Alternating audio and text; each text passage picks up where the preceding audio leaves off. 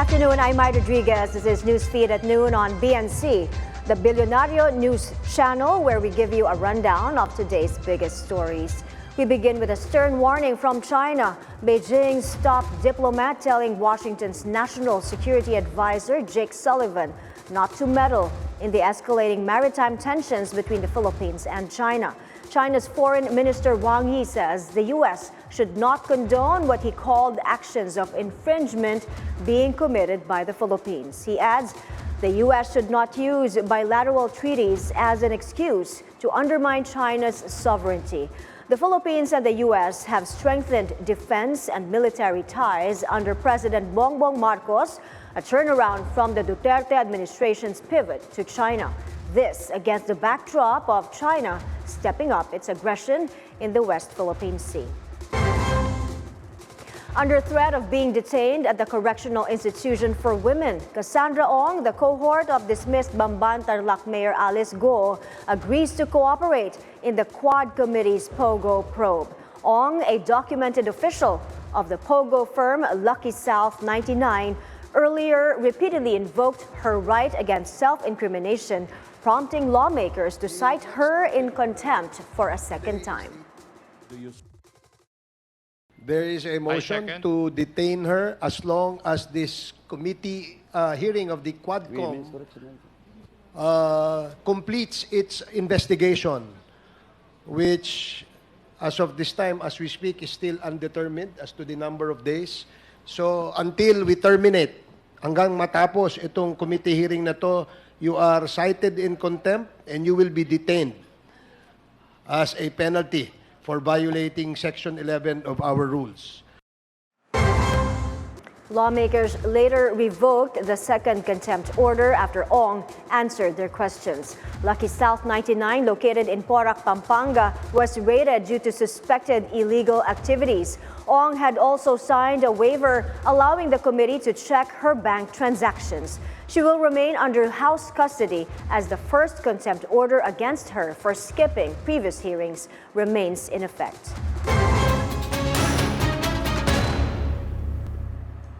The Quad hearing concluded almost midnight last night. Let's get more details on Cassandra Ong's testimony. On the scene in Quezon City is our reporter Hannah. Cassandra Ong faced intense questioning last night regarding her involvement with the Guo family and the controversial Pogo operations linked to them. Ong admitted she left Manila for Singapore via NAIA and then traveled to Malaysia, where she met Wesley Guo, Alice Guo's brother. She further detailed that they later went to Batam, Indonesia, where she and Shiela Guo were apprehended and subsequently deported back to the Philippines. Ong denied having any business or personal relationship with Alice Guo and reiterated that her connection to Alice was purely through Wesley. When pressed by Manila 6th District Representative Bienvenido Abante Jr. about her ties with the Guos, Ong confirmed Wesley Guo is her boyfriend. Despite being seen with Alice and Shiela Guo before their deportation, Ong reiterated her limited association with Alice and maintained that she was not a friend or a business partner of the dismissed mayor.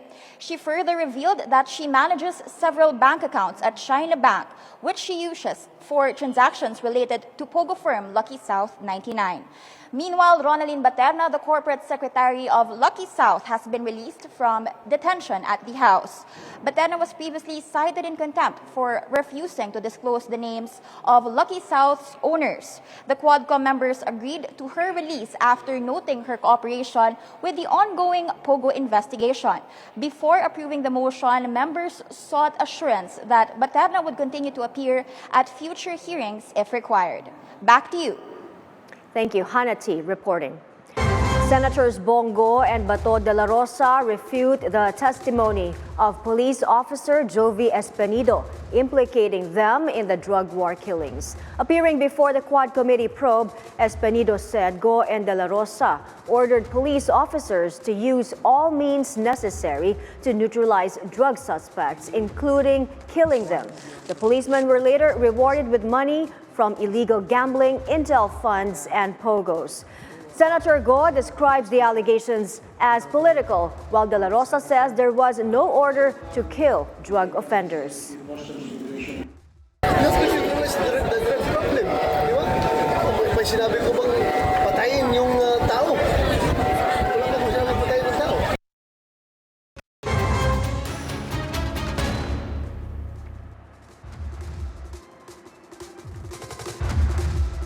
In his testimony, Police Officer Jovi Espinido also called the Philippine National Police the biggest crime syndicate in the country. The PNP says it is ready to refute that allegation. On the scene is our reporter Francis Falve. Francis, go ahead. The Philippine National Police says it will answer allegations made by Lieutenant Colonel Jovi Espinido that the PNP is the biggest crime syndicate in the country. PNP spokesperson Jean Pajardo will hold a press briefing this afternoon. At the House Squad Committee hearing yesterday, Espinido also accused Senator and former PNP Chief Bato Dela Rosa of issuing kill order on drug suspect, and Senator Bong Go of funneling gambling money, including those from Philippine offshore gaming operators or POGOs, to fund the reward system in the drug war. Senator De La Rosa denied the allegations, saying he never told Espinido to execute drug suspects. Senator Bong Go also denies any involvement in POGO money and drug war operations. He sees these as a political tirade. Lieutenant Colonel Jovi Espinido was the latest witness in the House hearing on the former administration's drug war. Espinido became prominent during the drug war campaign of the Duterte administration for operations that led to the death of Osamis City Mayor Reynaldo Parohinog and 14 others, and being the chief of police of Albuera, Leyte, when its mayor Rolando Espinosa was killed by cops during the service of a warrant in his detention cell. Mai? Thank you, Francis Falve there, reporting live from Camp Crame. The Justice Department warns lawmakers Shiela Guo, another supposed cohort of Alice Guo, is trying to derail their POGO investigations. On the scene in Pasay City is our reporter Agatha Gregorio. Agatha. My Justice Secretary Boyeg Remulla does not believe that Shiela Guo is a reliable witness. That's after Guo repeatedly answered with "I don't know" to questions where Alice is and where they boarded a boat to Malaysia. For Remulla, it's even possible that Shiela is trying to derail the investigation. The Justice Department already filed a case of disobedience summons against Shiela Guo after she skipped hearings on POGOs. BNC is reaching out to lawmakers to find out how the Senate plans to move forward with hearings involving Shiela, given questions on her credibility. As for Alice, the Immigration Bureau's update states she is in Jakarta, Indonesia. Back to you, Mai. Thank you. Agatha Gregorio reporting there. Coming up, Japan under emergency warnings and evacuation orders due to Typhoon Shanshan. Details after the break. This is Newsfeed on BNC.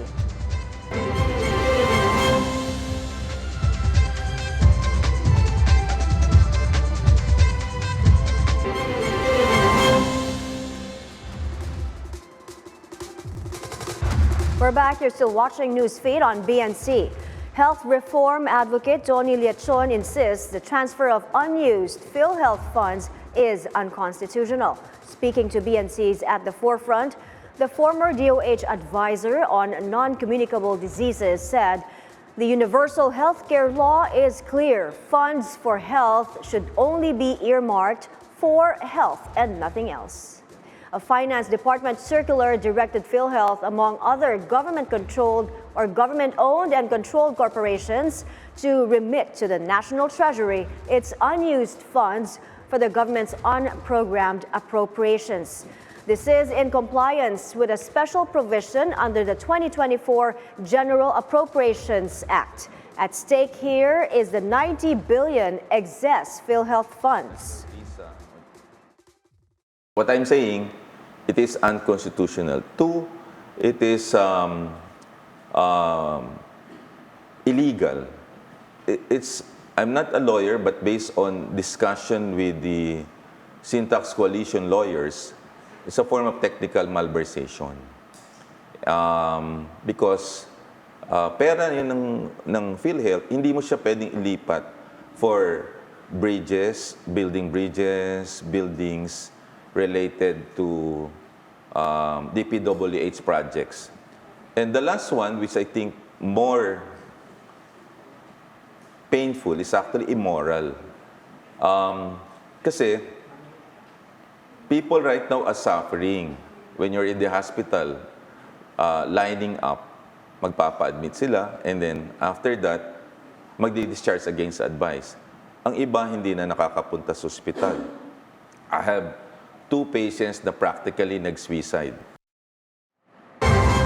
PhilHealth already remitted 20 billion pesos in May. Last August, too, a TRO petition for the remittance was filed at the Supreme Court. But another 10 billion pesos was remitted last August 21. In October and November, 2 more remittances of 30 billion each are scheduled, completing the 90 billion pesos. If the allocation to infrastructure and the other unprogrammed funds of the PhilHealth unutilized funds disappears, meaning nagamit na siya and then suddenly PhilHealth requires this money, who will be endangered by that appropriation? Well, the Filipino people will be endangered. Tsaka, this will be a precedent eh. So, ibig sabihin, the PhilHealth will be a milking cow later on if the Supreme Court will not issue a TRO or will prevent the further transfer. Magiging milking cow ang PhilHealth from here on. So, ano pang gana mo mag-contribute, Yes. di ba? Yeah. Ba't ka pa magko-contribute? Wala ka naman palang mapapala dito.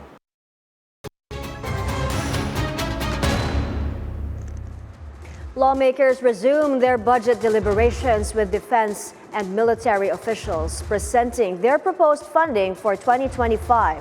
On the scene at the Batasang Pambansa is Bato Dela Rosa. The House Appropriations Committee tackles the whopping 50 billion pesos budget for the Armed Forces of the Philippines. This is 10 billion pesos more from the DND's budget last year. AFP will utilize a 25% increase from the previous year's budget to fortify maritime, aerial, and cybersecurity assets, particularly in and around the West Philippine Sea. President Bongbong Marcos proposed a 258.16 billion pesos budget for the defense sector as the increase is vital for strengthening the country's national sovereignty and territorial integrity.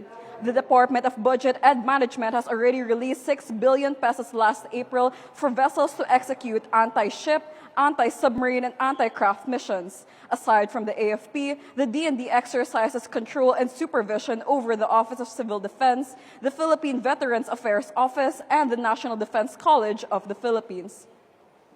The Department of National Defense allocates 254.115 billion pesos for personal services, maintenance and other operating expenses and capital outlay. The government continuously increases the budget to augment the country's defense capabilities. Back to you. Thank you, Bato Dela Rosa reporting. World news now. The Federal Bureau of Investigation reveals details of their probe on the assassination attempt of Donald Trump. The FBI says Thomas Crooks resembles a mass shooter and not a politically motivated assassin. He reportedly searched dozens of times for information about Trump and his then rival, President Joe Biden, before attending the July rally in Pennsylvania. The FBI believes Crooks was not directed by any foreign entity. His motive, though, has yet to be established. A look now at the U.S. campaign trail. The Democratic ticket kicks off their Georgia bus tour with a stop at the Liberty County High School. U.S. Vice President Kamala Harris and her running mate Minnesota Governor Tim Walz addressed students, thanking them for their leadership roles in the community. Georgia is a crucial swing state in the November 5 elections with 16 electoral college votes at stake. You are leaders. You are leaders. By the very fact that you all are here in this room, doing what you do at this incredible school, doing it as one big team, understanding all of the different parts that fit together to create a team. You are doing some of the best work any leader can do. A powerful storm barreling into Japan, at least 3 killed as Typhoon Shanshan makes landfall in the southwestern city of Miyazaki Thursday morning. It also knocked out power supply for thousands of households. Nearly 1 million people are also under evacuation orders as the storm brings hurricane-force winds, torrential rains, and the threat of landslides. The Japanese government earlier raised an emergency alert, warning the storm could trigger a large-scale disaster. Several airlines and railways have canceled operations over the coming days.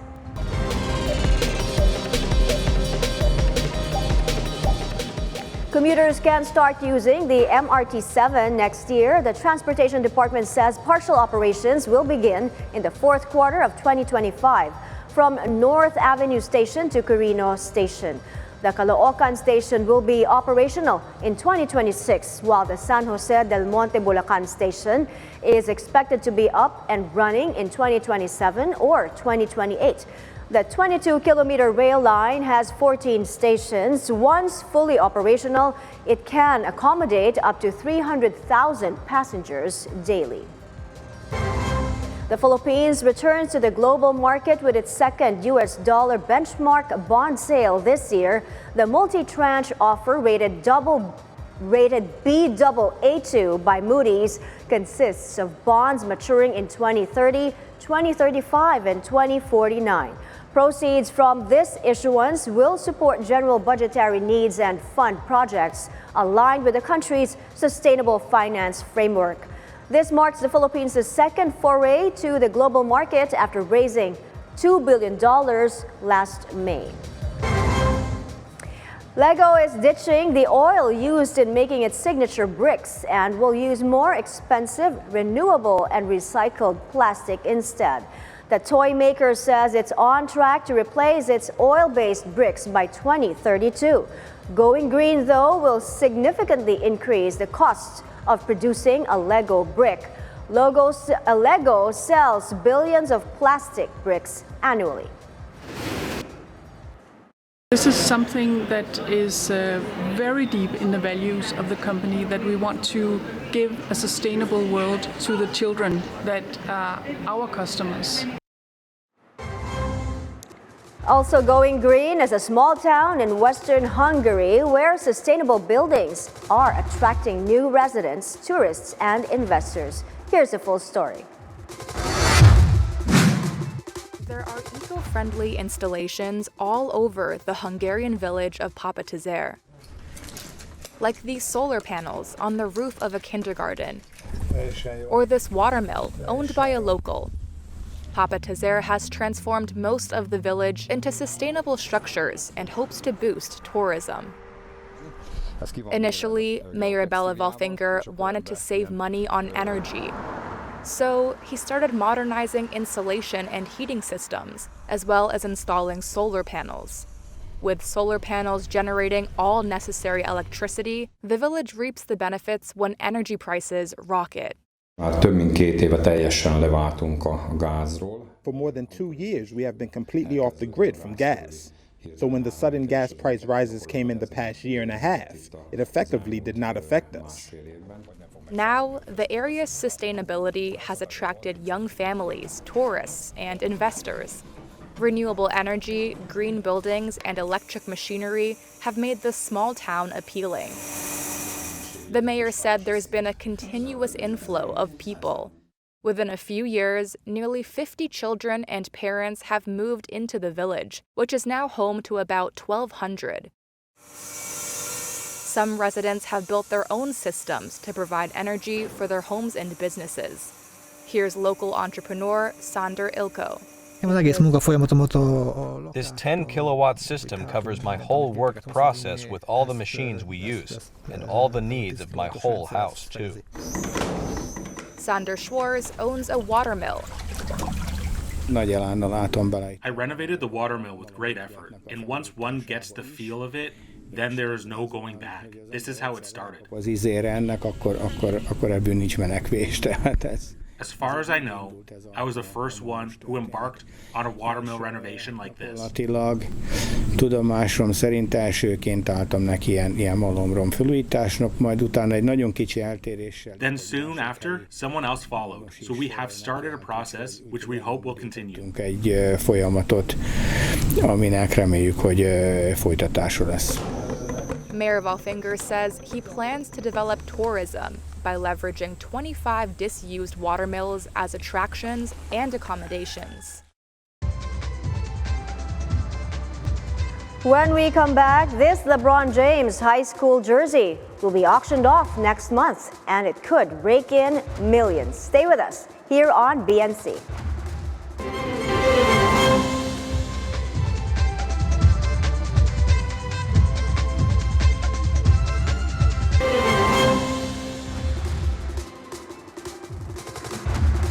We're back. You're still watching Newsfeed on BNC.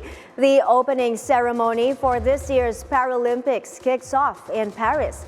Crowds celebrated the athletes with disabilities and impairments who will compete in the Games. French President Emmanuel Macron led the event on the Champs-Élysées.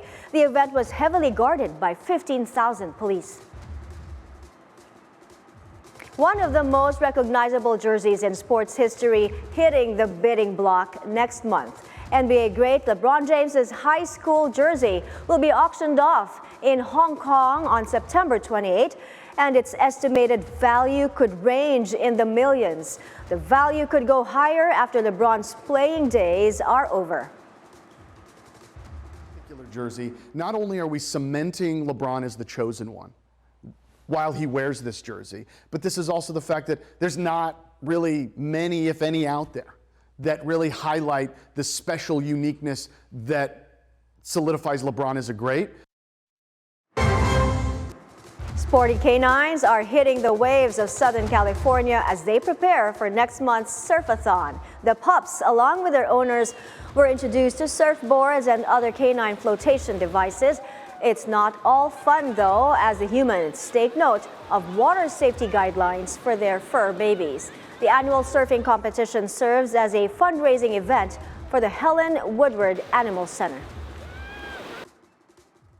It's just a classic feeling because you see surfers all the time, which is incredible too, but just to see a dog out there, and sometimes they do certain moves from either going backwards and spinning to actually just laying down, taking the waves tight, and they just seem to know when the right time to, buckle down and just catch that right wave. Over in the UK, London's only vinyl hotel is shutting its doors. For over a year, Vinyl Pimp served as both a record store and a guest house for its customers. It offered a free night stay for music lovers who spend at least £300 on vinyl. The space is decked out with turntables and a collection of, get this, 27,000 vinyl. Guests are free to sample any and all of the records available. While the reception has been generally good, the store's owner says he's moving on to his next project, fatherhood. We usually get around between 6 to 10 bookings a month, which is just about enough for what I want to achieve. It's been a good 18 months run that we had. I'm really looking forward to the next chapter, which is becoming a father. And so I don't feel too sad about closing it. I mean, perhaps one day it will reopen, but for now, I'm just going to focus on, building a family. Best of luck to him. And those are the news this hour. I'm Maya Rodriguez. Stay tuned to BNC for more top-of-the-hour news on Free TV Channel 31 and on our website, bnc.ph. Bilyonaryo News Channel, always on top.